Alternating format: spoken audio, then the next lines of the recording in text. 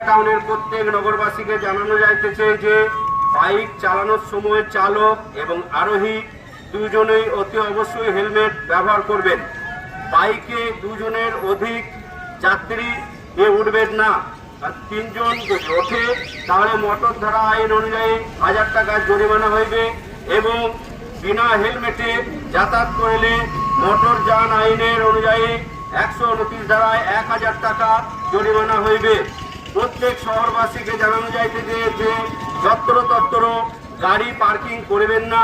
গাড়ি নির্দিষ্ট স্থানে পার্কিং করে আপনাদের কাজ সুসম্পন্ন করে বাড়ি ফিরবেন, কারণ এতে প্রচণ্ডভাবে সাঁইথিয়া টাউনের ভেতরে যানজট সৃষ্টি হচ্ছে।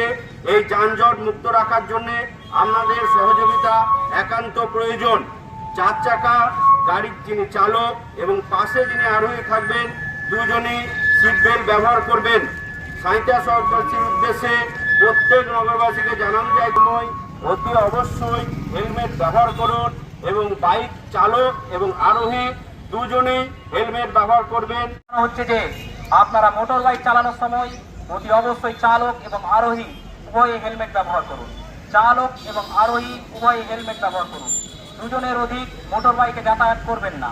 দুজনের অধিক মোটর বাইকে যাতায়াত করবেন না।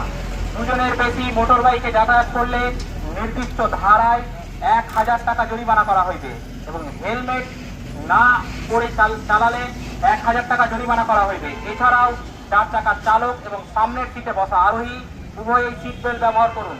উভয়েই সিট বেল্ট ব্যবহার করুন। নিজেদের কাজ সম্পন্ন করুন। আপনার জীবনের সুরক্ষা